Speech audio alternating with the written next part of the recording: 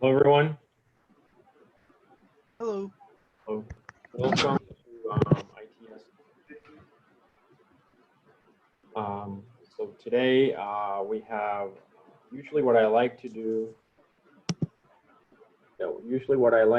Is around this week I'll do kind of a summary of what we've been discussing so far. And so I have these a set of slides, and some of the concepts I will be summarizing just through the slides.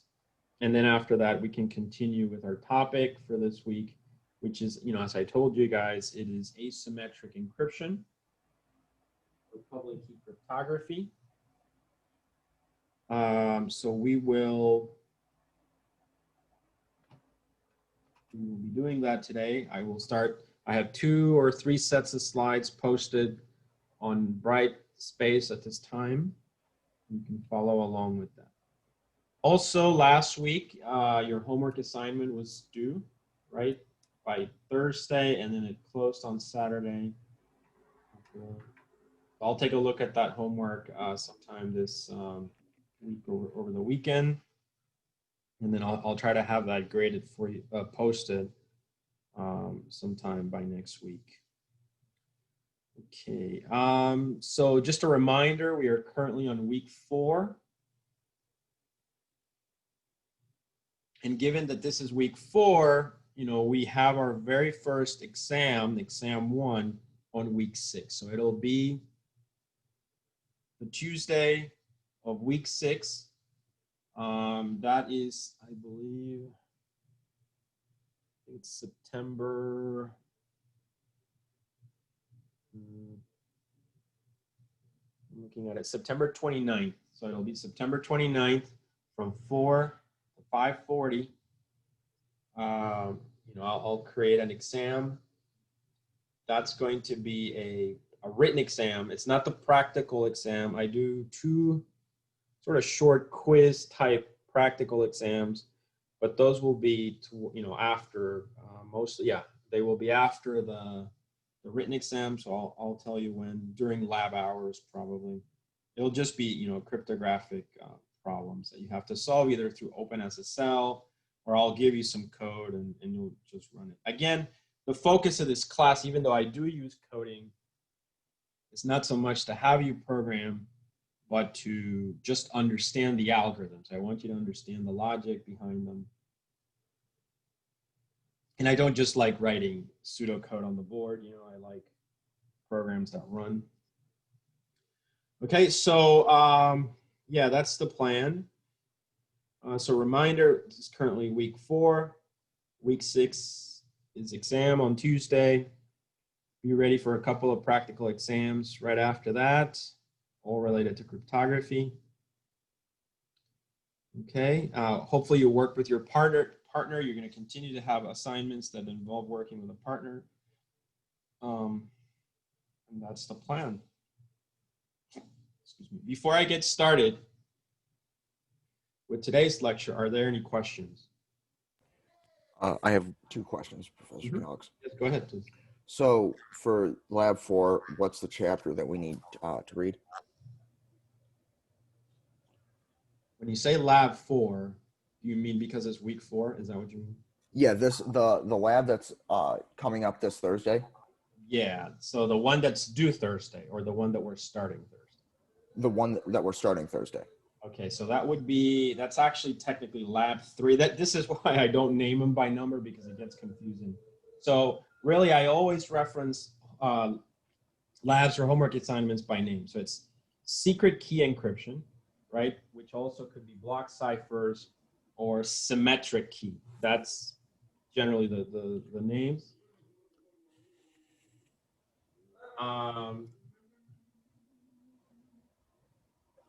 Then the next one is hash, all right, or integrity. Integrity functions or hash. And then the third one that we're going to start now is a lab that we're starting asymmetric encryption, but I should say that asymmetric encryption is really a much bigger topic.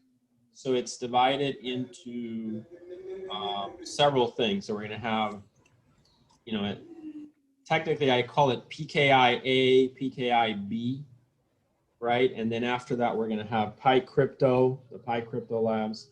So this one that we're going to work through right now, and I'll describe a lot of this on Thursday, but it's PKI A, okay? And this is basically just the first three problems of the PDF.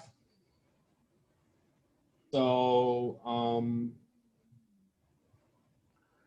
would you happen to know what textbook chapter that would correspond to?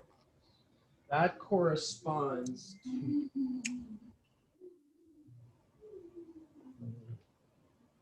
here. So this would be chapter 24 of the book. The title of that chapter is Public Key Infrastructure. So that's the chapter that best aligns with what we're going to be discussing in that lab. Okay, and then my last question was, will there be any type of review for the upcoming exam, and how would you? For the written exam, you know, you can just ask questions during lab time. I'm not really going to do a review. Everything that we're doing is connected, right? So it's not like a whole bunch of topics. It's actually one single thing, you know, and if you want to think of it, we're trying to build OpenSSL. And so that it's, you know, just follow along. I mean, what I can do is the day before, as I said, the lab before, we can ask questions, but the exam will be comprehensive. The exams are always comprehensive, so it'll include everything. Anything else? No, that should be it. Okay. All right, great. So as I said, today I'm doing a review. So let's get started. Okay, so I kind of like to do these slides just to kind of catch up again, and then we'll move on with public key infrastructure. So what I should say about the lab public key infrastructure is that it's gonna use, it's an application of asymmetric encryption, right? So we're not gonna start with learning the algorithm or anything like that. Instead, we're gonna start with using it. And the classic example of this is the client-server architecture where we want to have a secure communication, right? Asymmetric encryption is the type of encryption that uses public and private keys. So now the common theme will be that we're going to use two keys. Whereas so far in everything that we've done this semester, we've used one key, right? And now we have two keys, okay? So, but we'll get to that, but right now, let's just kind of do a little bit of a summary. So cryptography, again, put into context, you know, we talked about the principles, right? So it always comes down to that. You know, cryptography provides the building blocks to achieve security, network security, whatever, all kinds of security. And then the pillars that we've explored are, you know, privacy, confidentiality, hopefully that's clear, and we've covered integrity. The one we haven't really covered is authentication and non-repudiation. But that's where, whereas symmetric encryption doesn't really provide true authentication, asymmetric encryption through the algorithms like RSA, et cetera, does provide authentication, okay? And so that's really the pillar, you know, the new pillar that we're going to be looking at this week. Okay, so, or going forward. So, but let's go back to symmetric encryption and just kind of summarize what we have learned, right? So symmetric encryption, the universal technique for providing confidentiality, right, for transmitted or stored data. This is what is used 20 years ago. This is what is used today, right? Symmetric key encryption to provide confidentiality, right? It's efficient. We've talked about XOR. Always just remember that, right? XOR, you know, provides efficiency to the algorithms. also referred to as conventional encryption or single key encryption. See, these are the things that, more so than understanding the algorithms, I really want you to understand these ideas of, you know, how many keys, where do the keys come from, what do they look like? That's, you know, that's a very important concept to understand. Two requirements for secure use. You need a strong encryption algorithm, right, like AES or more advanced, and the sender and receiver must have obtained copies of the secret key in a secure fashion and must keep the keys secure. Right? So for instance, two spies, they're going to meet at a coffee shop and they're going to exchange a little book, right? And that book contains all the keys that they're going to need, coded in some way. So here we have a simplified model of symmetric encryption. So we have the plain text input. We have an encryption algorithm. For instance, we're assuming the data encryption standard. We have an associated key, right? And then we have a decryption algorithm, which should be the reverse, right? And the key as well. And then we go from plain text to cipher text. So you can see that we have the plain text here. Then we have a cipher text and then the plain text over there, okay? So we have, you know, two, the terminology, as you know, and you understand some of the basics of the operations that should happen here. Now, attacking symmetric encryption, you've also taken a look at that when you did the ECB lab, right? ECB, you saw hopefully by now, because you've submitted, I can tell you the end of the story is that you had this, right? If you use ECB, if you use ECB versus CBC, what was the difference between the two? Outcomes. When you used ECB, the image was still easily readable, just kind of the colors and stuff were off, and it was slightly more pixelated. When you used EBC, the whole entire thing was just fuzz. There was no readable image. Yeah, it was amazing, right? It was all like random. And so that's at least visually, you know, a human is convinced, right, that this one is more secure than that one, right? And that was because this one still maintained patterns. So cryptanalytic attacks, you know, is kind of that idea, right? Exploit the characteristics of the algorithm, ECB in this case, to attempt to deduce a specific plain text or the key being used. If successful, all future and past messages encrypted with that key are compromised. Okay, so that's the disadvantage even of ECB.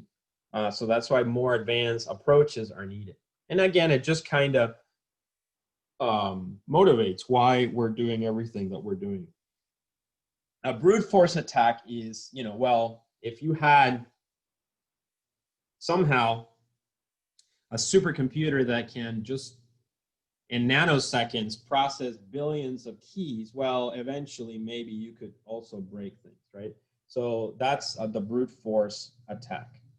Try all possible keys on some cipher text until an intelligible translation into plain text is obtained, right? And you have to have some measure of what is intelligible versus not intelligible, because you can't just have people reading these documents. I mean, that would completely slow down your supercomputer.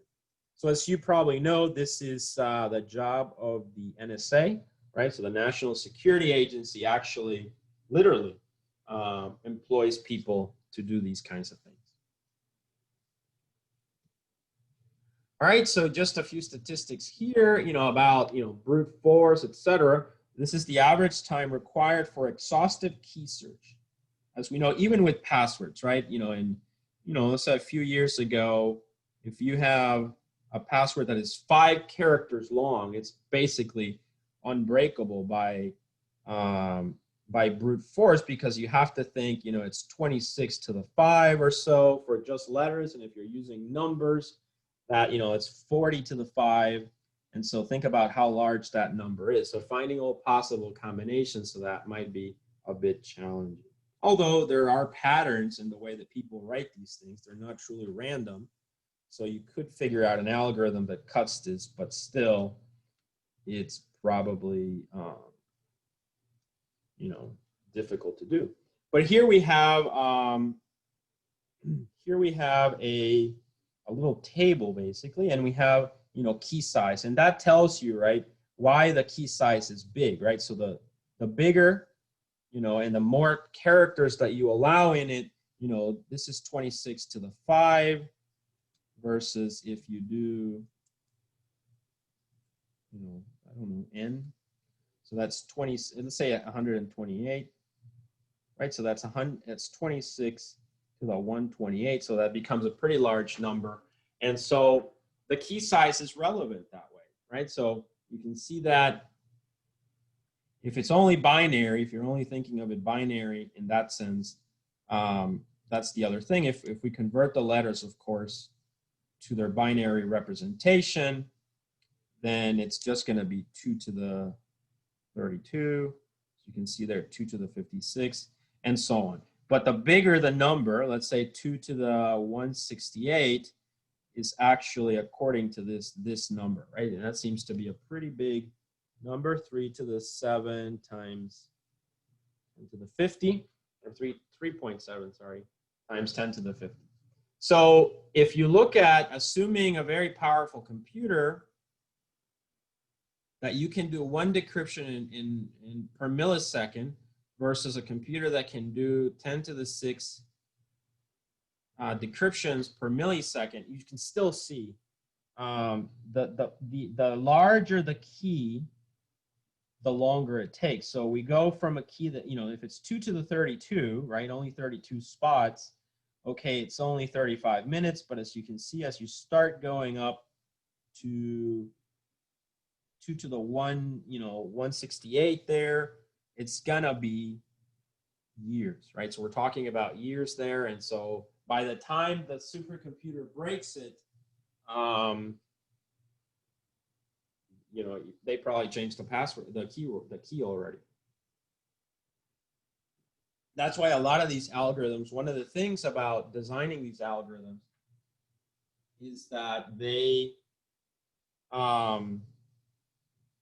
you take that into consideration, that you actually want to reset the keys. That's why, you know, you're logged in for a while and then they kind of break the connection. You have to log in again, and then you renegotiate a key. And so the whole clock, if you will, for somebody to decrypt it starts again.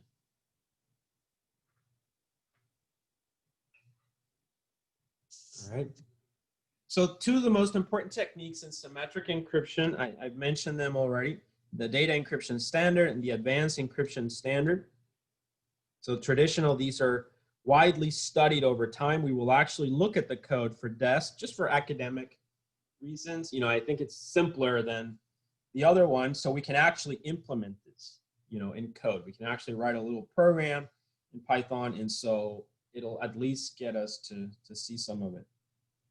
They are both block encryption algorithms, and that's, you know, I'll cover this so that you can see what is meant by that. But they are, you know, the most traditionally well-known algorithms.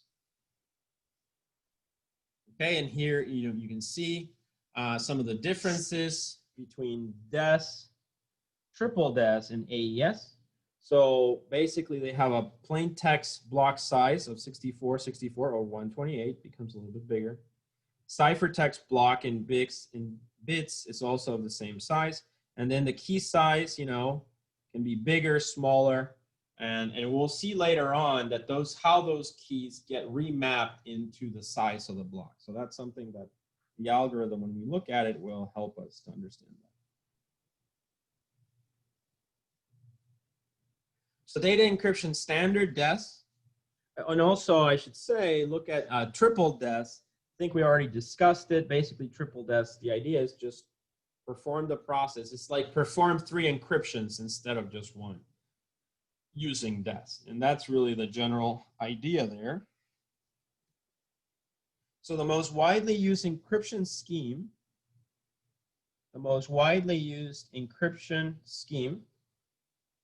referred to as the data encryption algorithm, okay, uses And think about this, the most widely used encryption scheme that has been broken now. So it's not, you might still see it in some, especially if you have old equipment that has old software, you'll still see something like this. This is why technology is always saying things like, oh, you got to update, you got to upgrade, because a lot of the time the software, the operating systems have been upgraded to these types of software. Remember that at the end of the day, security is just software. I mean, you have routers maybe, or VPNs or servers, but all of them are just computers. And it's really the software is the implementation of all these techniques. Okay. So it uses 64-bit plain text block and 56-bit key to produce a 64-bit cipher block.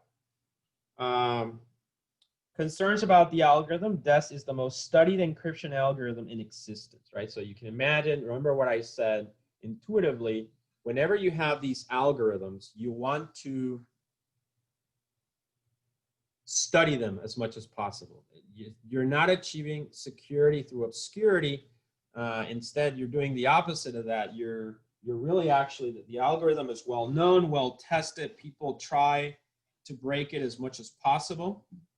And you achieve security basically by having confidence that the algorithm cannot be broken and by keeping your keys secure. And it was broken, in the 90s, right? Late 90s, almost 2000. It was broken. And so that historically then, you might see how triple DES was just invented to kind of say, okay, it's been broken, but let's keep it going for a little while, until they had another technique, which is the AES, right? The Advanced Encryption Standard. And then we talked about this already, the number of years versus the size of the key. So you can see it's kind of, it's kind of linear relationship there. And so that's the main idea. Triple DES, repeat basic DES algorithm 3 times. Using either 2 or 3 unique keys, right? So now you'd have to break more keys if you want to break the algorithm, because it's not just 1, it's 3. The attractions of it, maybe it allows for a bigger length. 168-bit key length overcomes the vulnerability of brute force attacks. But the underlying encryption algorithm is still DES. That's why it's called triple DES. And of course, here's the drawback that you should always keep into consideration. This is going to make for sluggish software, right? It's going to slow down your software, which is not great when you're downloading that Netflix movie, etc.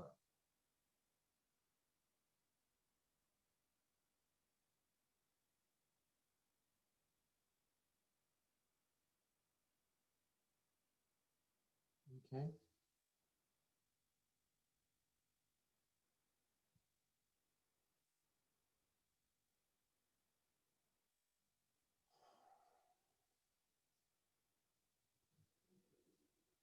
All right, so the Advanced Encryption Standard, AES, needed a replacement for triple DES.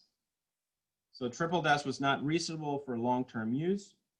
So the NIST, which is the National Institute of Standards, issued a proposal. And so basically they kind of give you some requirements, right? So you want, now remember, these are still symmetric key encryption algorithms, but historically, what they did is they made a proposal of what they wanted. And what they wanted was it should have a security strength equal to or better than triple DES, significantly improve efficiency. Again, there's that word, right? So you want it to perform well. Should be a symmetric block cipher, and it can be 128-bit data and 128, 192, 256-bit keys. Okay, and then sometime in around 2001, they selected an algorithm proposed by this person. So around 2002, and it was made a standard. And then over time, that algorithm gets updated, right? It gets updated for when people find efficiencies, but the general idea is still the same. It's a block cipher encryption algorithm. And although we won't look at AES, the algorithm, in this class because it's a little bit more complex, by understanding DES, you should get a sense of what AES does, okay? Now, as I've said before, for the term project, you can explore this algorithm if you want to implement it, or you can explore even more advanced versions, or even what's in the research stage at this time. So there's a lot of research out there on creating encryptions based on curves, polynomials, all kinds of things. But this one at least is pretty straightforward. One amazing thing about encryption is that it's simple algebra. And so it's very interesting how that works. And in particular, we'll see that when we look at RSA, we will see that it's not supposed to be very complex mathematics. The ideas are actually very profound, but the implementation of it is simple enough. All right, so meet Bob and Alice, right? So Bob and Alice. So usually, whenever we talk about encryption, we talk about Bob and Alice. And so Bob and Alice, Bob is on Earth, right? And then Alice is in space, somewhere, outer space. And then there's going to be a third element, which is Zelda, right? And that's just how I do this. All right, and so Zelda is the person that is trying to steal the information, basically, right? Or eavesdrop in some way. And so we want to prevent that, right? And so that's what, that's why we talk about these things. So let's think about, in terms of, Bob and Alice, Zelda, let's think of the properties of symmetric encryption. Think of the properties. So pros, confidentiality. Zelda cannot access the message without knowing the key.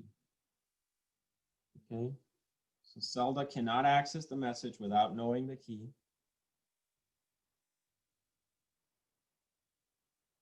Authentication. Only whoever knows key can participate in the communication. But that doesn't necessarily mean that whoever holds the key is authenticated. So there's more to authentication than just that. However, it is true that only whoever knows key can participate in the communication. So it is a type of authentication. Integrity. If the message C is modified, it will decrypt to gibberish. Okay. So those are the pros. The cons. Key distribution is critical and requires out-of-band communication. What out-of-band communication means, if Bob and Alice, like we saw before, if Bob is on Earth and Alice is in outer space and they haven't exchanged the key before, you have a problem. Okay? So in symmetric key encryption, that's what is called out-of-band communication. Key distribution is critical and requires out-of-band communication. So you have to figure out how to deal with that. If key is compromised, also Zelda can impersonate Bob and Alice. And so we kind of fall into this idea that authentication and non-repudiation, how do you deal with that? Cannot be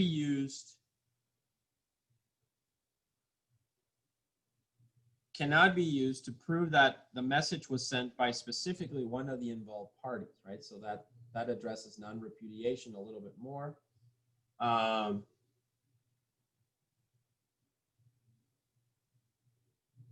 Okay. All right, so practical security issues. So typically symmetric encryption is applied to a unit of data larger than a single 64-bit or 128-bit block. electronic codebook, ECB, which we've been talking about it since the semester started. Mode is the simplest approach to multiple block encryption. Each block of plain text is encrypted using the same key. A cryptanalyst may be able to exploit regularities in that plain text.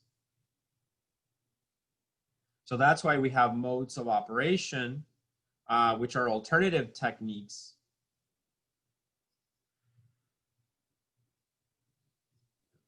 So alternative techniques. So they are alternative techniques developed to increase the security of symmetric block encryption for large sequences, right? And that's where, the modes of operation like CBC come in. You've already seen that they do, in fact, appear to perform a little bit better.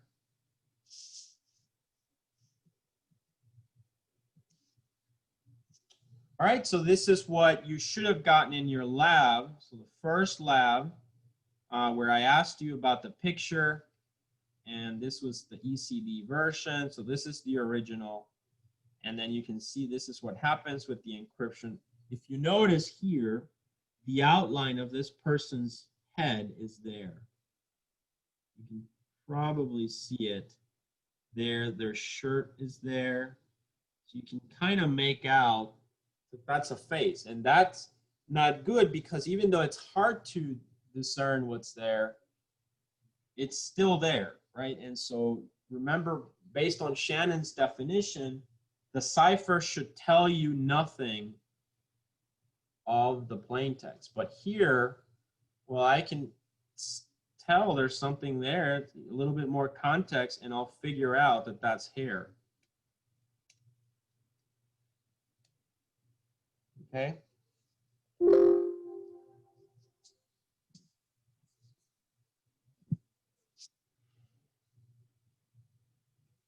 So my pen stopped working, which is pretty strange. Give me a second, guys. My pen stopped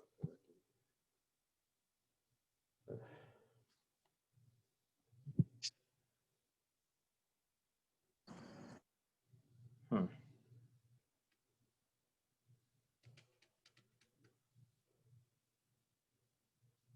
Let me restart the slide.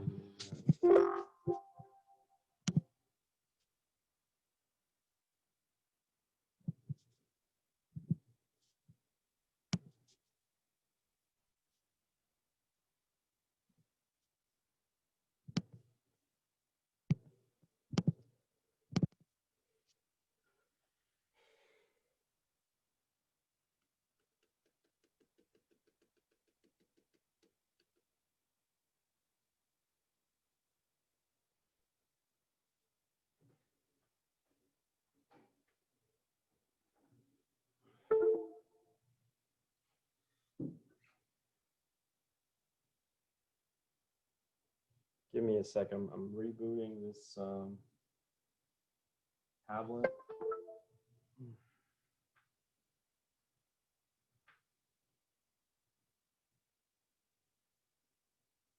Okay, it's back. All right, great.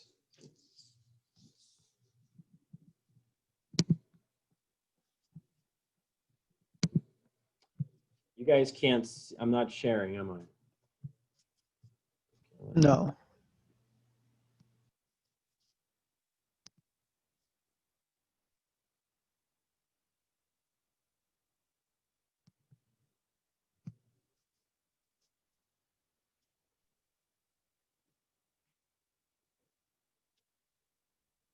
Okay, it's working now again.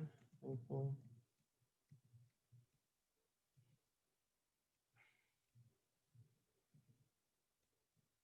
right, so we were here. All right, so we finished the idea that we can see a pattern and that's not good. So that's, that's why we ended up with modes of operation. All right, then if you remember, I mentioned at some point that symmetric encryption is actually divided into block ciphers and stream, or block cipher encryption and stream encryption. And here you can see kind of the difference between the two. Okay, so in block cipher, I think you sort of understand, right? So we take a message, we divide it into blocks for the encryption. We use the XOR operation or something in the encryption algorithm. We give it a key, right? And it's going to produce, oh, I was doing this backwards. This is the plain, and then this is the cipher. So we go from plain to cipher there for each block. But if we only use this approach, as we've discussed, if this is an A and this is an A, what comes out over here, and say X22 for whatever reason, that, you know, there's going to be a pattern there, and that's not a good thing. The same thing with the decryption. We go from cipher blocks to the decrypt algorithm, and then that arrives at the plain text message. Okay, the plain text message. The stream encryption, it's a symmetric encryption that is a little bit different. So here we take, imagine we have a message like this, pretty long message, right? And then the plain text, we're gonna take 1 byte at a time. So it's like we take a byte, right? And we take that chunk and then, oops, and then we plug it in here, right? And it goes through the XOR operation, whatever the encryption algorithm is, the key, right? We might use a pseudorandom byte generator, also key, right? An additional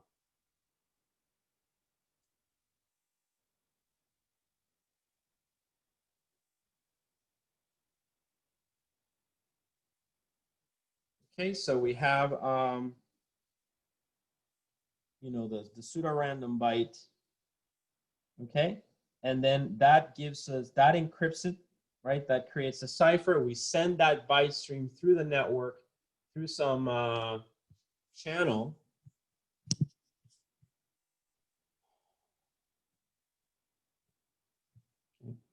So that sends it through the channel, some network, and then that byte, encrypted byte, arrives at the XOR operation, another key, another pseudo-random byte generator, right? So some kind of a, and this is really, this pseudo-random generator is a function. We will look at this later, but it's sort of the idea of Shannon, right? So if you remember, Shannon had said that we have a plain text message and a key as long as the message. So here, since we are reading things on a per byte basis, then we need to encrypt that with something. So we encrypt it with a pseudo-random generator, which also produces bytes. But that pseudo-random generator, which is trying to mimic a pattern that is random, will have a seed, right? And usually the seed could be the key. So, you know, you feed into this pseudo-random. I'm trying to figure out where I can write this, where I have some room. Here maybe. So you have the pseudo-random, and then here you have the key. And then this is a function. It's a predetermined function that tries to produce on a per byte basis outputs that look like, that are size byte basically, and that meet the property or condition of being as random as possible. That's why they're called pseudo-random. And then on the other end, you have the actual byte,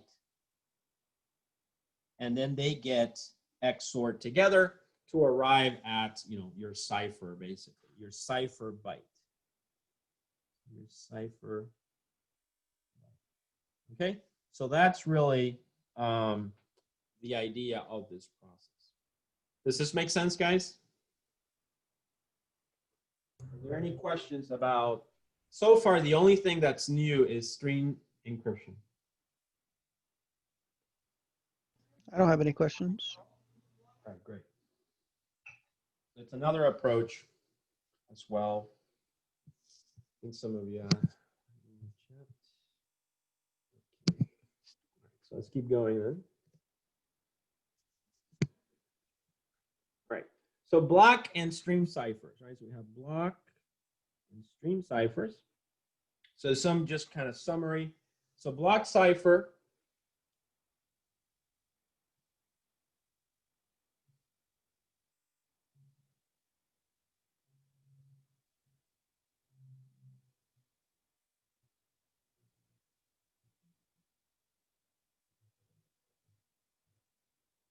Okay, so block ciphers, the processes the input one block of elements at a time, produces an output block for each input block. Okay, can reuse keys, it's more common. Stream cipher processes the input elements continuously on a, I like to think of it on a per byte basis. Produces output one element at a time. Primary advantage is that they are almost always faster and use far less code, right? So there might be an advantage to sending the data in bytes like that. Encrypts plain text 1 byte at a time and sends it on the line or on the channel. Message authentication, that's something else that we've looked at. So protect against active attacks, verifies received message is authentic, can use conventional encryption. Only sender and receiver share the key. Contents have not been altered, integrity. It's from an authentic source, authentication, and timely and incorrect sequence, right? And so this is a generic term for maybe the combination of several primitives, but authentication, is basically, identifying that it came from a valid source. So this will be one of the things that we will be doing in this. One of the things that we will be doing in this week is starting to look at the principle of authentication. So message authentication codes, we can think of them here in terms of the MACs that we looked at before, which were the, a type of a hash, right? So we have the MAC algorithm that we explored last week, right? So we would take the original plain text message, run it through the MAC algorithm, assume some kind of a key. That gives us the hash, right? You've calculated these with MD5, SHA-1, all that. And then what you send across the channel is the plain text message and the MAC. And then on the receiving end, this is Bob, it's Alice, right? So Alice then will take the message, will take the plain, run it through the MAC algorithm again, which has to be the same one given a key, right? And then that will generate another MAC, and then both of these need to be compared, and they need to be equal. So just by looking at this, just by looking at this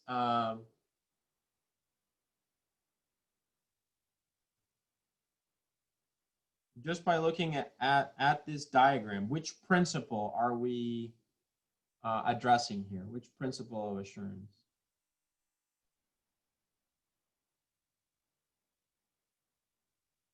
Out of confidentiality, integrity, and authentication, which one of the three are we addressing here?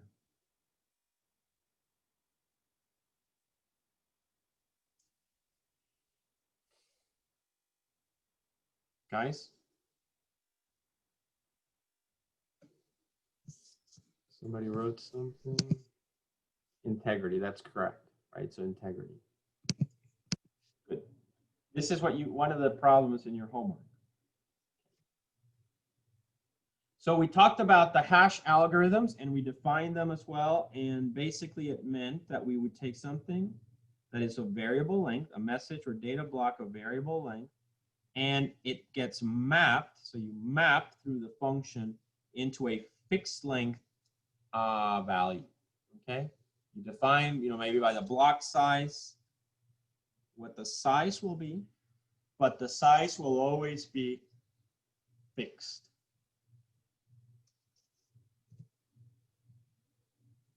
So hash function requirements can be applied to a block of data of any size.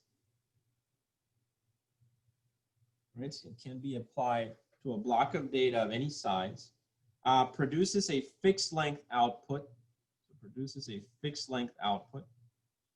And the hash function is relatively easy to compute for any given x. It should be fast, efficient, but it should be. You can never say for sure that it's not possible, but you can say it should be computationally infeasible to find x given the hash value. Okay, so should be infeasible. You can't, although it's easy to compute one way, it should be very difficult to compute the other way. Again, the security of hash functions, there are two approaches to attacking a secure hash. Cryptanalytics, again, exploit logical weakness in the algorithm, right? Or brute force. Strength of hash function depends solely on the length of the hash code produced by the algorithm. Okay. SHA is the most widely used hash algorithm. And then there are other applications as well. So the limits of so now it gets interesting. So this is, I always like this sequence of slides. It's very, very interesting. Right, so what are the limits? So now we've talked about symmetric key encryption, and as you guys know, we are moving into the direction of asymmetric encryption. And so we kind of need to motivate that a little. So what are the limitations of symmetric encryption? What are the limitations of symmetric or secret key encryption? The fundamental limitation of symmetric secret key encryption is how do two parties agree on a key? So we got Bob and Alice, right? And if you remember, Bob is on Earth and Alice is in outer space, another planet actually. And to use symmetric key encryption, right, symmetric, they need to have the same key. You see that the fundamental limitation of symmetric secret key encryption is how do two parties agree on a key? In order for Alice and Bob to communicate securely, they need to agree on a secret key. In order to agree on a secret key, they need to be able to communicate securely. It's a whole chicken and egg problem, right? So what do you do first? You know, do you communicate securely or do you exchange the key? So now let's take a look at that, right? So let's think about it. So I'm gonna open the floor to you guys to kind of give me your idea. So we got Bob, right, really far away. And we've got Alice. They want to achieve confidentiality in their communication. Alice has a key. She needs to give that key to Bob. You know, you can think of them as being in two planets. You can think of them as, you know, Bob being in Europe, Alice being in the United States.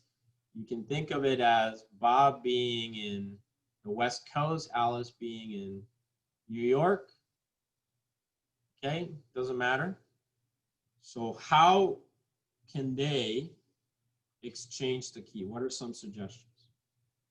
And if you can speak, please, that's, you know, probably make my life easier.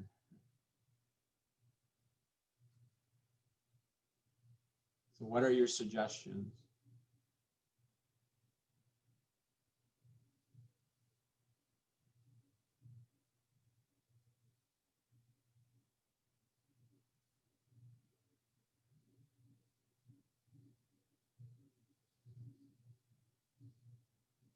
Guys?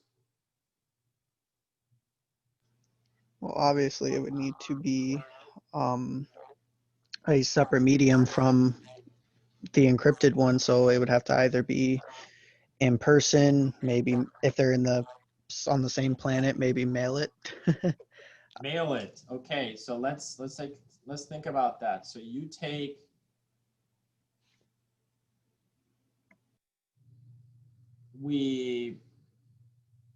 to mail it, you take the key, the password, you write it down in a sheet of paper, put it in the mail, right? Yeah. But Zelda, who's very resourceful, she's got a friend that works in the post office. And she's got a trick where she can open it, take it out, close it, no one will know that happened. So that may not work. What else? Think of it. There's gotta be, how would you guys do it? How would you exchange this key?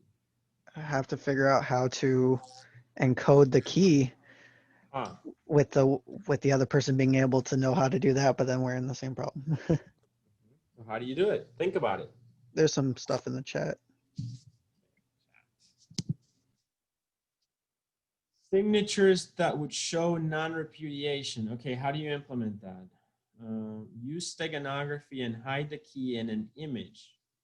Then email that image to Alice. Okay. Okay. Tell me how you do that. I'd use PGP encryption. Okay, what is that? So don't just give me the names. Tell me like the mechanism involved. How would you do it? Just in, in simple words, how would you do it?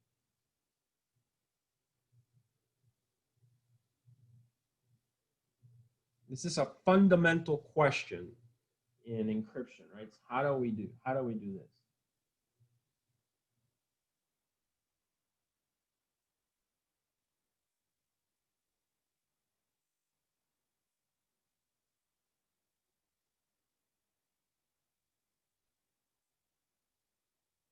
What do you guys think? Another suggestion. Yes, I'm waiting for you guys to give me a suggestion. What would you do? CBC. Okay, so think about your answer. So you tell me CBC, but that's symmetric key encryption. To use CBC to send a key, what do I need? Another key. Another key, right? So he's saying, I'm going to send the key by using CBC. Okay, I'm going to open up another channel. It's going to use CBC. Great. But Bob is going to say, and then now I have key 1 and key 2. And Bob does not have either. So I just made the problem twice as difficult. You guys see that? All right, let's see. In the chat. Oops. So we only have one. Yeah. Right. So what if you open another channel?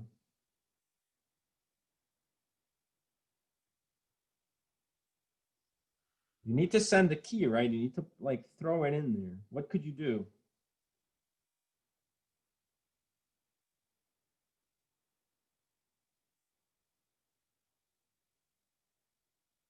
Come on, this is fun. Let's figure it out. What would you do? Imagine, let's motivate, you're okay. Would we then use OFB since it does not use parallel computing? Well, if you use OFB, which is another mode of operation, right? You would still need a key. So you just opened a third channel, but OFB is also symmetric key. I need key 3. Bob does not have key 3 either. So I cannot send my key because the problem is Zelda, right? That's the bad part. Zelda is just, she's on to you. And the second that you make a mistake, you're done. So how do you do it? Somebody else wrote something. I would trade public PGP keys with the other person through an unsafe media and then encrypt the message with the public key so only they can open it with their private key. Okay, good. So that's actually, you're discussing now asymmetric encryption, right? So it turns out, so we've motivated the problem, right? We need to create a channel, and it has to be a secure channel. Okay, it has to be a secure channel. And so symmetric key will not solve that problem for you. We tried all the modes, everything that you guys knew, right? And none of it works. So we need to have a new method. We literally need something magical. Okay, because think about it. Bob and Alice are in different planets. They cannot, in any way, shape, or form, meet in a coffee shop, send it via the mail. They just can't. So they can send things via radio waves. That's about it. But Zelda is there in space, right? And she's monitoring all radio transmissions. So you can send it via radio waves, but the problem is you can't send it in plain text. So you need to figure out what to do. And so we need to explore that idea a little bit more. So this problem is especially, now taking it to the real world, this problem is especially common in the digital age, okay, which is the era that you guys, live in, right? So we constantly end up at websites, for instance. And the fact that we're talking about websites is actually our lab, PKIA, right? The lab that you're going to be doing, the first 3 problems of that PDF, 1, 2, and 3. And so those 3 problems are long enough for a week. So that's why I've broken that lab into 2 parts. So this problem is especially common in the digital age. We constantly end up at websites with whom we decide we want to communicate securely, like online stores, right? You go to Amazon servers and you want to communicate securely from your home to the servers, maybe in Seattle somewhere. How are you going to send the data securely, right? Over the channels. This is the exact same problem. You're sending your credit card information, your passwords, so you want to keep that safe. So you want to communicate securely, but with whom there is no really an option to communicate offline. So whenever you want to buy from Amazon, you can't just like, hey, call Amazon over the phone, let's meet at a coffee shop, give me the key, and then I can buy stuff from you, right? That doesn't work. Right? So there's no way, that's called offline. There's no way to communicate offline to agree on some kind of secret key. In fact, it's usually all done automatically, browser to server.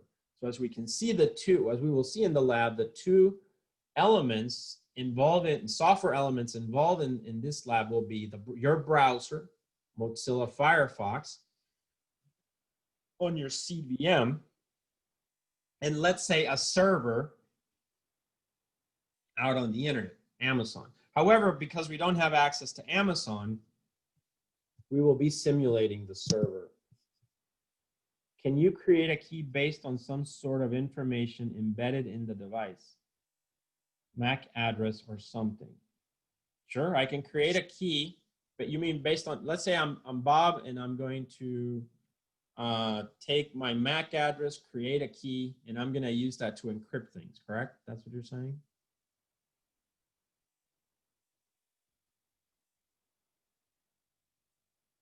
Okay, I assume that's what you said. You didn't reply, but I assume. Yeah, sorry, I lost my mouse. I got 2 screens. But, sure, I generate that key with my Mac, and then I'm going to use that for the secure channel. But then again, how do I send that key to Alice? Because if I send, would she already know the algorithm used to encrypt the key? So you're saying, so she knows the algorithm. The algorithm is no, we're using AES CVC. The problem is we still need a key, correct? But if you're saying create the key based on a MAC address on your Mac, MAC addresses are unique, right? So I assume you mean Bob's MAC address, use that, generate a key. And I'm going to encrypt with that. But how do I send that key to Alice? You see what I'm saying? Yeah, I got you. All right, so that's the problem. It's a fundamental problem, right? And you know, you encounter that every day, right? When you connect to Brightspace today, or Zoom, or you know, when you logged in, or you go online to Amazon to buy some materials, or Facebook, or your bank account. And that's an important one, right? You go to your bank, you want to keep that secure. And so that's the example of the digital age, browser to server. How do we do that? And for the browser and server, there's not even a concept of offline. I mean, it's not like your browser and your server can go to a coffee shop and exchange the key. They can't do it either. They only exist online. So we need to be able to establish a secure communications over an insecure channel. And symmetric key encryption cannot do this for us. So this is why, you know, when we do all of this, we use TLS, OpenSSL, right? And we learned that symmetric key encryption and integrity do a lot of great things, but they don't solve the problem of this. How do we exchange the keys? So we have to add other techniques to improve this, to make this possible. Otherwise, without asymmetric encryption, which is where I'm going, the whole digital age would not be possible. You know, you'd have to have some other strange mechanism where we would literally go to a coffee shop and exchange keys, and then that would be less secure because if somebody stole your key, you know, so it would just be more complex. So now that brings us to the topic of asymmetric encryption.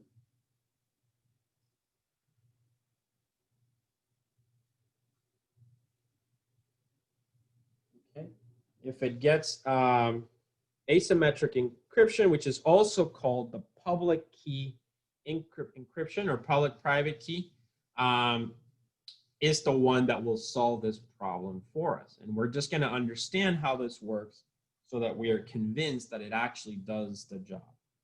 So in asymmetric public key cryptography, both communicating parties, i.e. both Bob and Alice, have two keys of their own. So just to be clear, now there's 4 keys here. So whereas in symmetric key encryption, Bob and Alice had 1 key, right? The secret key. Now in asymmetric encryption, we need 4 keys total per if communication between 2 parties. So Bob has a public and a private key, and Alice also has a public and a private key.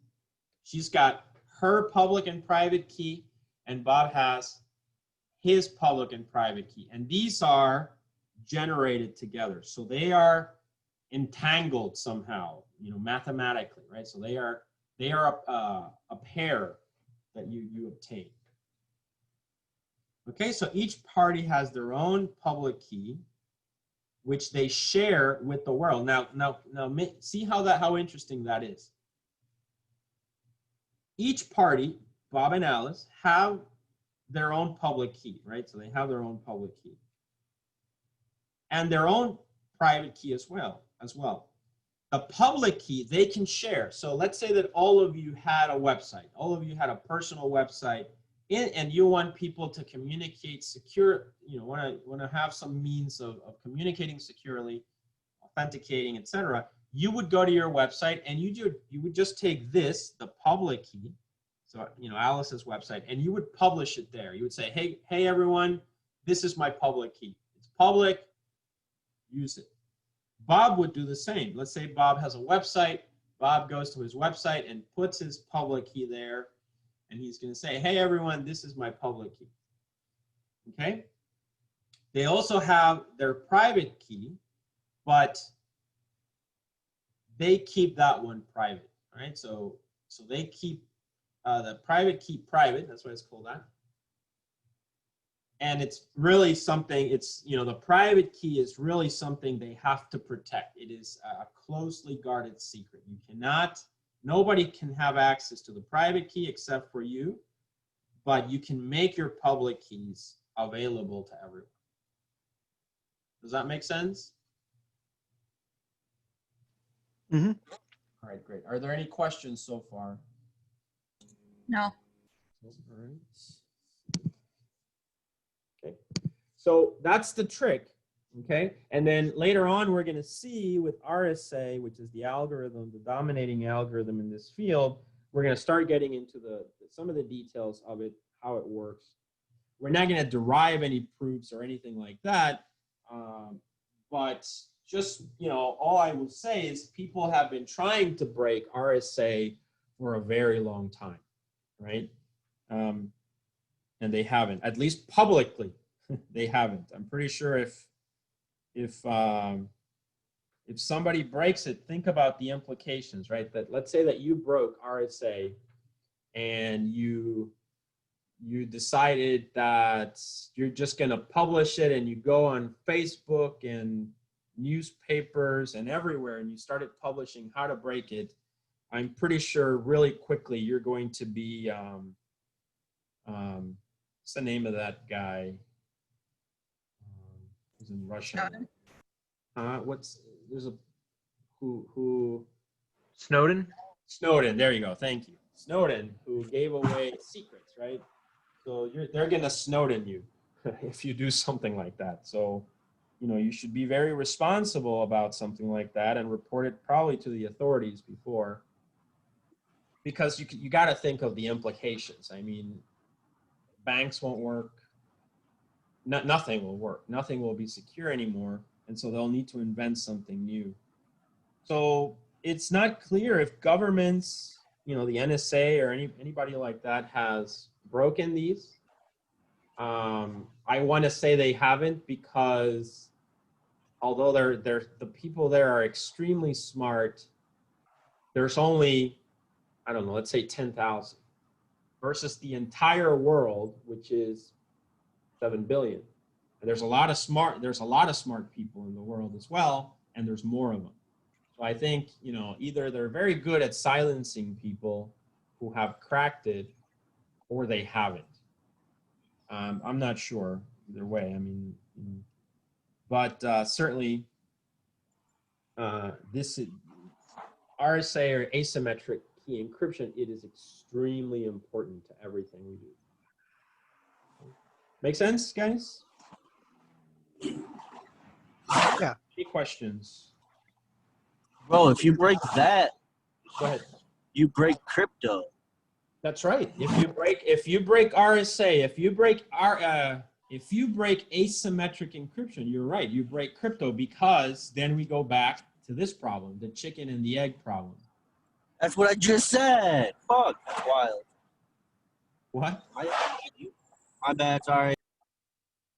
Okay. I don't think was he in the class? Who is that? Yes, that's me. It's Gio, sorry. That was an outburst. I was just thinking out loud because I was thinking the exact same thing. I'm pretty sure I was realization that you would the whole everything would be destroyed. Yeah. No, you're right. I mean, that's why I said. I mean, I wasn't joking when I said if you did something like this, your faith will be that of Snowden, basically, because this is so important to everything. Because asymmetric, as I said, I think I lost the little lines that I had, but the chicken and the egg, right? With symmetric encryption, we can only have a secure channel if we securely exchange the key, the secret key. But if we can't exchange that secret key securely, we have a problem. Okay, so asymmetric key then takes care of that. So again, just to summarize then, each party has their own public key, which they share with the world, and their own private key, which they keep a secret. And more than that, which they keep as a very closely guarded secret. So we will do a lot of exercises of this. In fact, this is why here I like you to work with a partner. So that's why you're going to be, one of you will be Bob, the other one will be Alice, and each of you will have a public and a private key. And you need to understand that mechanism really well. Okay. All right, so the magic then now, you know, and it's really, as I said, we're not gonna, the magic is math, first of all. It's math. So very smart people came up with some mathematical ideas that actually created the system. And it has worked for many years. As I said, many people have broken it. Oh, that's where I was. Many people have broken it. No one. Many people have tried to break it. Sorry. Many people have tried to break it. There used to be a conference, I believe, every year, the RSA conference. And the goal was, you know, people would just go there and they had trained for a year and they would get a challenge and try to break RSA. And as I said, at least it's not publicly known that they have broken it. Whereas with DES and MD5, it is publicly known that it has been broken. So the magic of public key cryptography is that a message encrypted with a public key can only be decrypted with a private key. That's the magic of it. You need both keys to complete the process. Okay, so look at, and this is why we will, next week, we will dive into the RSA algorithm to kind of get a better intuition of how that works, okay, how that works. But there's an interesting relationship between these two keys in the way that they are created that allows for you to be able to do this process. This magic of public cryptography is that a message encrypted with the public key can only be decrypted with a private key. So here, Alice will encrypt her message with Bob's. Now, this is also something important. Think about what keys you're using for this process, right? So let's imagine we have Alice, and then we have Bob, right? And Alice wants to send a message, the plain text. Now, Alice has Alice's pub, oops, and Alice's private. And then Bob also has Bob's public and Bob's private. All right, so we have this. We have a channel,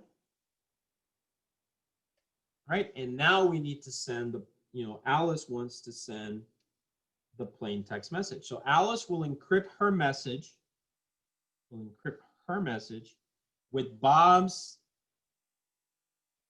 public key. Is Bob's public key available to Alice?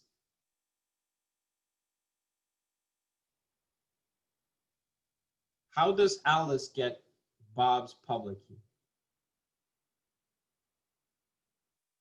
It's public knowledge.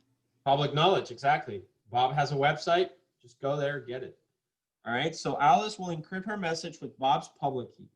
And even though Zelda, who's still there, Zelda, knows that Alice used Bob's public key, she knows that. And even though Zelda herself has access to Bob's public key, because anyone can get it, she is still unable to decrypt the message. Why is that?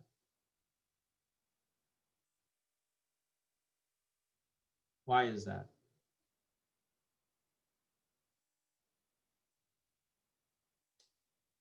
Guys? Did you understand this paragraph? So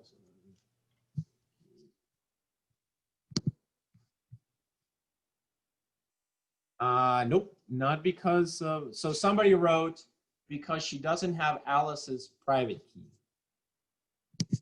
So remember, Alice will encrypt her message with Bob's public key. And even though Zelda knows she used Bob's public key, and even though Zelda knows Bob's public key herself, she is unable to decrypt the message. It's because she doesn't have Bob's private key. That's right. Necessary to decrypt it.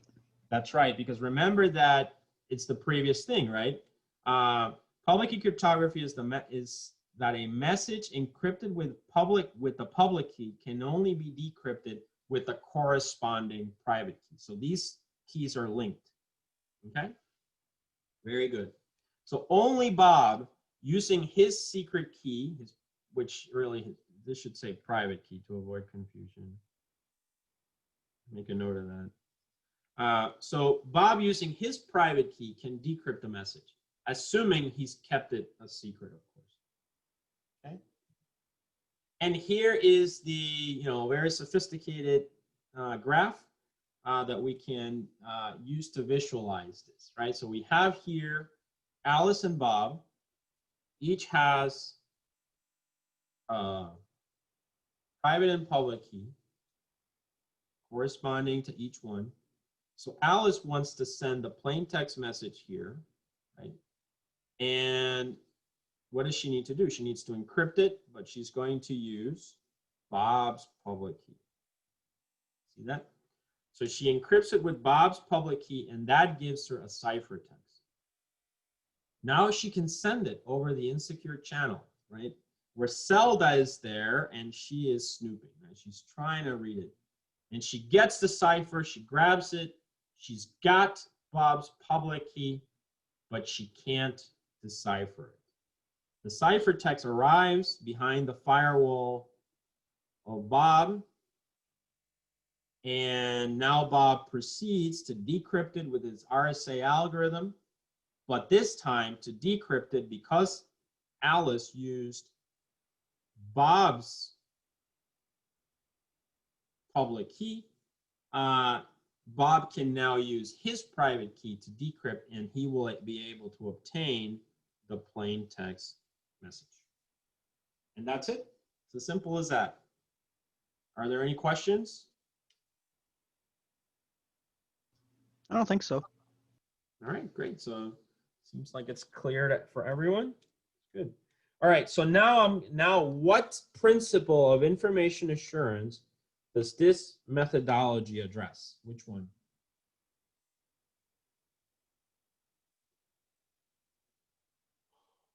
Again, if I give you authentication, integrity, non-repudiation, availability, confidentiality, which one of those? Remember that the exam type questions will be a lot like this, like that. So which principle? What did you achieve?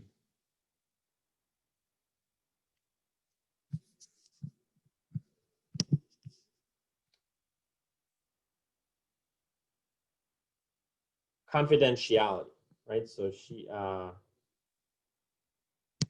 that's what you achieve. What is confidentiality? Confidentiality is that your information remains a secret. Nobody was able to read it, right? Nobody was able to read it. And so Zelda could not read. She wants to know what that message was, but she can't. And so therefore you achieve confidentiality. All right. So that is, we're back at confidentiality, but now we move from block cipher encryption or symmetric encryption to asymmetric encryption.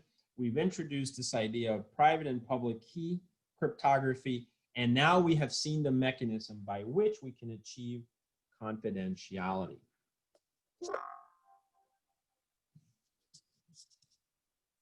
I think that's the last slide there. Yeah. All right, now let's go to the next set of slides where we will just continue our discussion.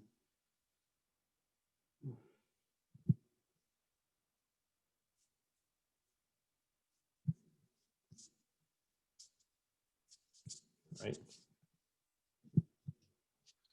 Okay, so can you guys see these slides? Yeah. Okay. So again, the principles. Just want to make sure it's not the same one I just grabbed. Yeah, this is different. Okay, so again, I like to start with the principles again. So what we addressed just now is this one, right? Plus, we were able to solve the problem, the chicken and egg problem, right? How do I establish a secure communication initially so that I can then exchange the secret key and then be able to use my block cipher, which is a lot more efficient and faster and still pretty secure, to communicate my entire conversation. All right, look at that. So this kind of summarizes, symmetric key before. This is Bob and Alice again. All right, so we talked about that. So the fundamental limitation, symmetric key, chicken and egg. We talked about that. We talked about how many keys we have. We talked about this. And we concluded there, right? So that was the diagram or the graphics of the process, summarizing the process, which, as I said, you guys in the homework assignments will have to do this full process and understand it clearly. And in the practical exam and the written exam. All right, so now we can continue. So asymmetric public key encryption. It's impossible to overstate the importance of this, right? And that's why we had one student that had the realization there of how important it was, right? So if this didn't work, we'd have a serious problem.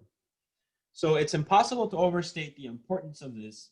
Alice and Bob do not need to plan anything ahead of time to communicate securely. In fact, they don't need to meet in a coffee shop. Imagine, so the company that was spending all that money and meeting in coffee shops were wasting money, right? Because they could have just done everything through software. They generate their public-private key pairs independently. That's something that you will do in the lab this week with OpenSSL. So you'll be able to just go in there and generate your public and private key. But we'll also generate those through Python. There's a library called PyCrypto that we'll probably use. It's the same library that they use in the book. So in the the Seed Labs book, so you'll find a lot of details there as well. And so they, as we stated, they generate their public and private key pairs independently and happily broadcast their public keys to the world at large. Only their public keys. Alice can rest assured that only Bob can decrypt the message she sends because she has encrypted it with this public key.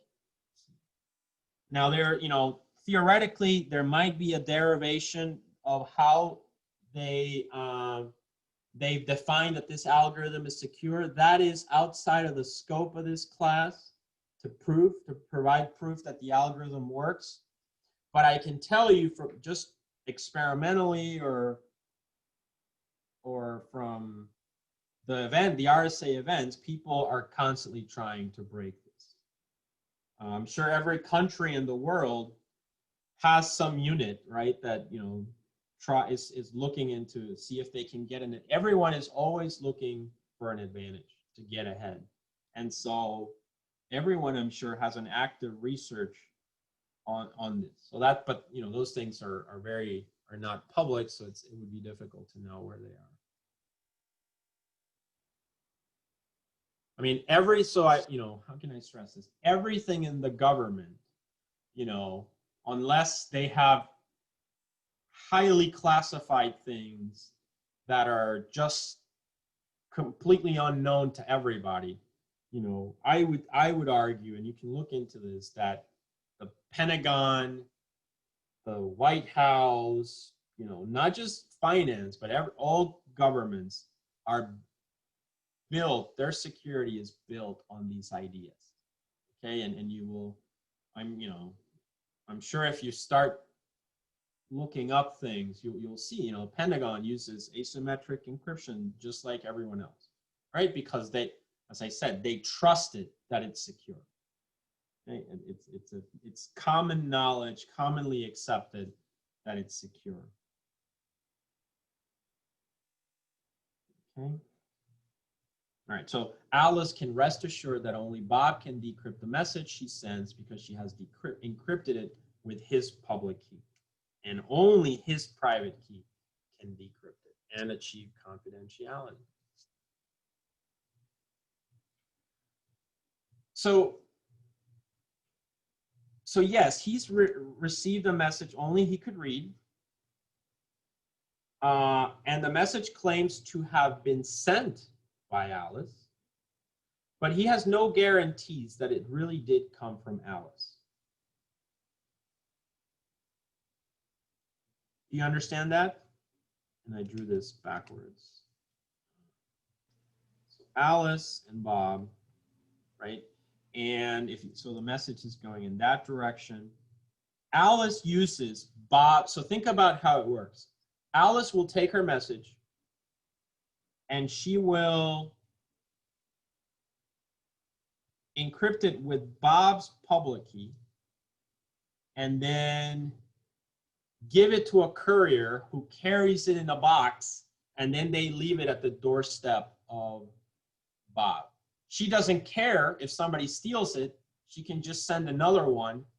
No one will be able to decipher what's in that box. Only Bob can. So the moment that Bob, it doesn't, she can just keep sending boxes. Zelda will, she might have 1 million boxes. She still can't do anything with them.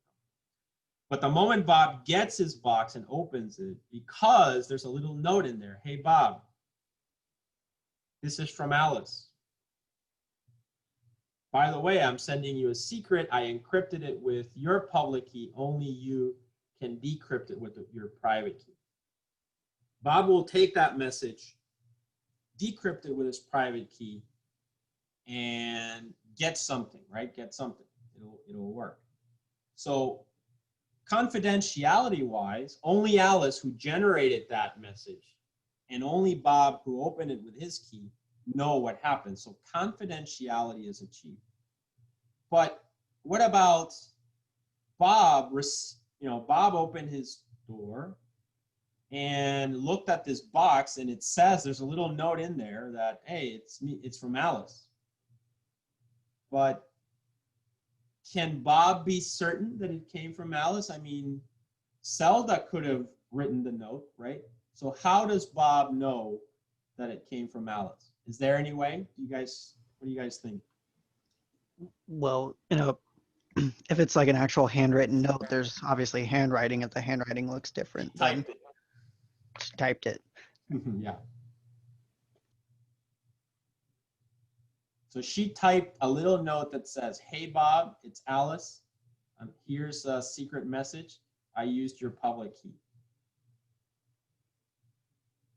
Bob will take, the message, decrypt it with his private key, and there's something there, some secret. I don't know, whatever. But how does Bob know? So now Bob needs to. So maybe Alice is telling Bob. Bob needs to decide if he's going to go north or south, because there's some kind of something going on, and so he now knows. The note simply says north.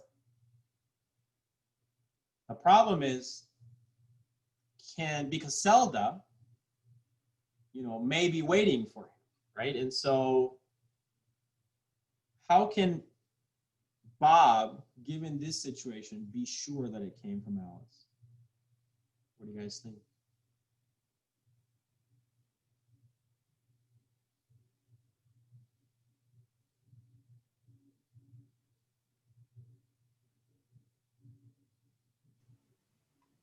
There would need to be some kind of identification, either number, signature, something that only Alice is able to perform and nobody else. Well, let's think about it. You have a lot of tools, right? You have, let's see, somebody wrote something. Maybe a signature or a watermark. Okay. Well, she didn't sign. She just typed. And Zelda has great computers. She can generate a lot of watermarks. But just think in terms of what you know, right? You know hashes, you know block cipher, symmetric key encryption, you know all these primitives now. You even know that RSA, you encrypt with the public key and can only be decrypted with the private key. You know all these things. Build a system that addresses this issue, right? Yes, he's received a message only he could read, and that checks out. And the message claims to have been sent by Alice, but it came in a box. And he had no camera outside. He doesn't know who left it. So he has no guarantees that it really did come from Alice.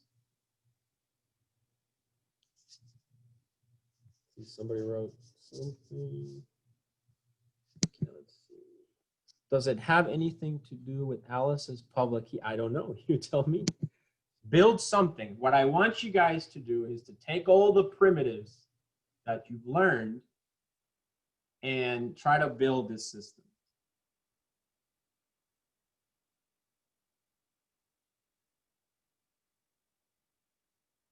Now, maybe there's a hint here. It says, some public key cryptography algorithms, including the RSA one, which is the one that was selected some time ago, algorithm, have a special property of being commutative, which means that the roles of private key versus public key are interchangeable. So, you know, sort of, if you encrypted something with a private key, then you can decrypt it with a public key. If you encrypted something with a public key, you can decrypt it with a private key. So what about that idea? You think that can help you?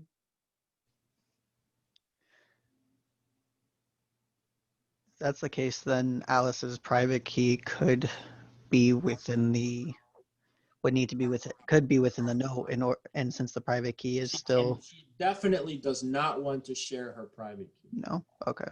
Think about it, right? If she shares her private key, then now Bob, she doesn't know Bob. Bob could go into the, what is it, the dark web and sell her private key, and now everyone can break all of her communications because she's Gotcha. receiving, right? Yeah, I didn't think that one through all the way. Yeah, right. I mean, so what do you guys think? It's, you know, it's great to break this. You guys are thinking like cryptanalysts, right? You're trying to figure this out. So what could you do? What do you think? Anyone else?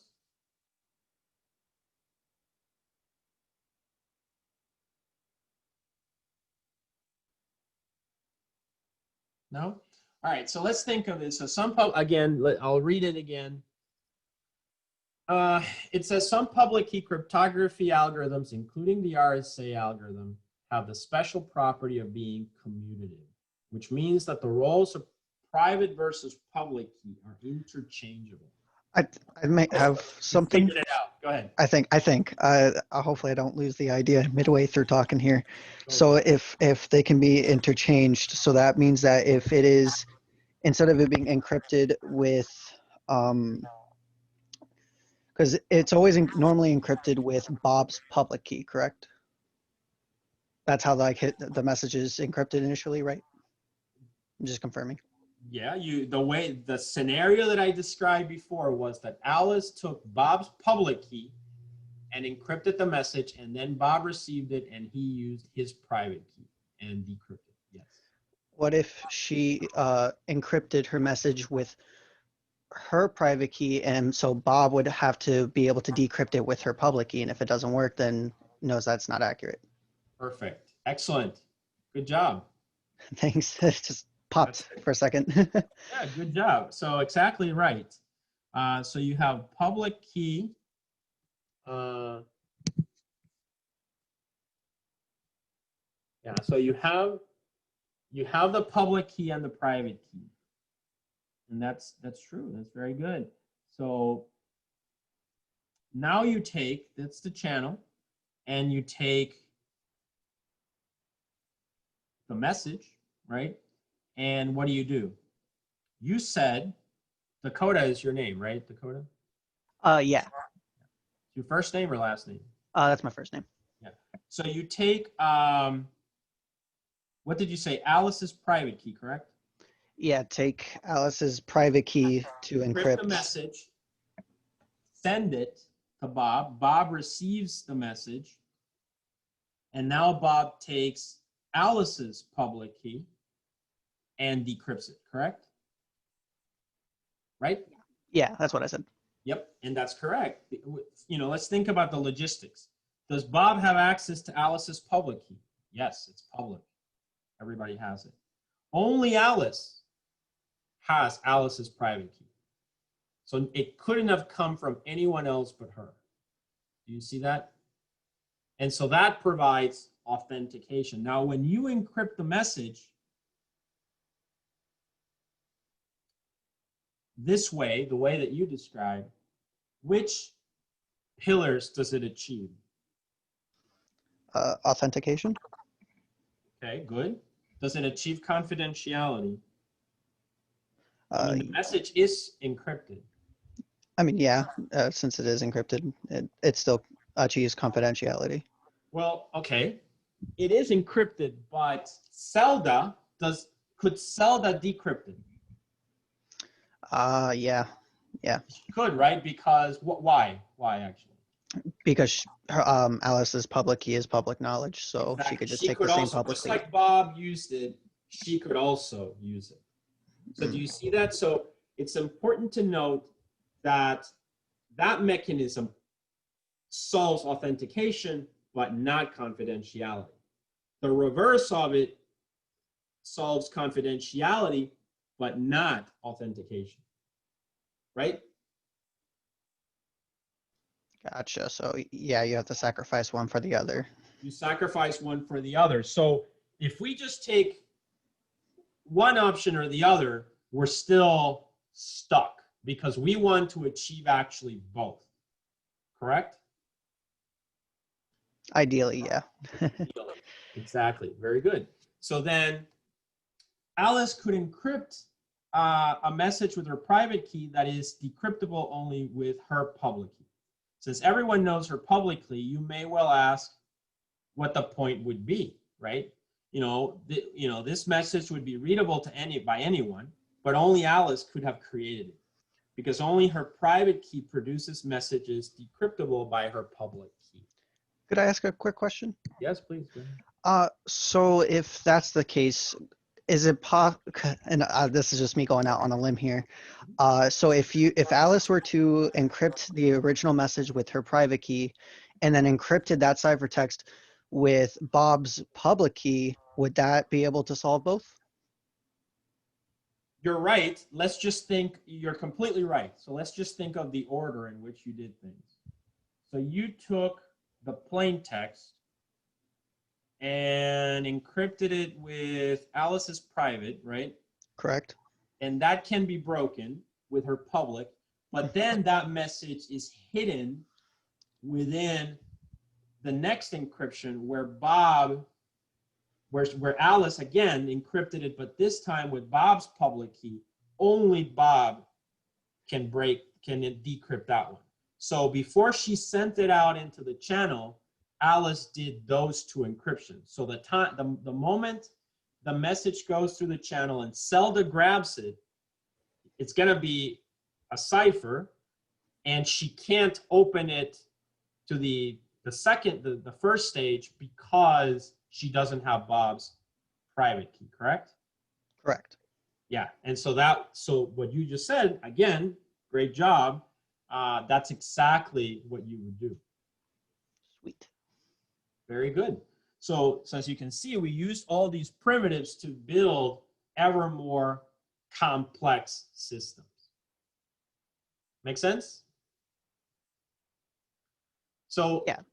Since everyone knows her public, you may well ask what the point would be. Well, this message would be readable by anyone, but only Alice could have created it because only her private key produces messages decrypted by her public key. So it provides authentication. This provides a form of authentication. So if Alice's plain text message is M and she first encrypts M with her private key, then with Bob's public key, Bob can take the message he receives and decrypt it first with his private key and then with Alice's public key, and he'll recover M. And the guarantees are that only Bob can read the message and only Alice could have sent it. Therefore, through this scheme, you achieve both confidentiality and authentication. And here is, again, very sophisticated figure to figure out, to basically summarize this entire process. So we'll stop with this one today. As you can see, Alice wants to send the plain text, wants to achieve both confidentiality and authentication. She's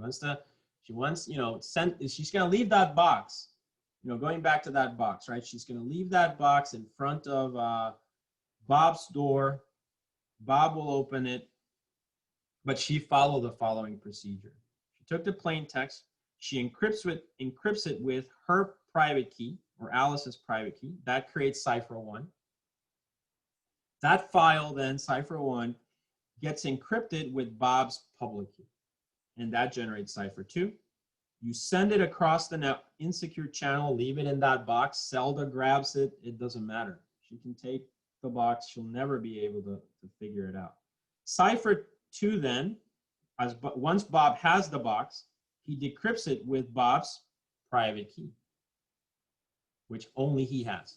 That gives him Cipher 1, and then now he decrypts it with Alice's public key, which he has as well, and that gives him the original plain text message. And that's it. That's, as you can see, now we've built our first more complex cipher based on some of the primitives that we are studying here. Are there any questions, guys? Not that I can think of. Nope. All right, so I will come back to, I still have a few slides here, but those are more advanced, digital signatures and all that. It's even more advanced, or more, not advanced, more complex, more combinations of this. So we'll stop here for today, and I will see you guys again on Thursday when we will start our PKI-A lab, which is, we're going to use how the browser uses these ideas, because that's what we wanted to do, right? We wanted to communicate securely online. Okay? All right, so we'll stop here for today, and I will see you guys on Thursday. All right, sounds good. See you Thursday. Yeah.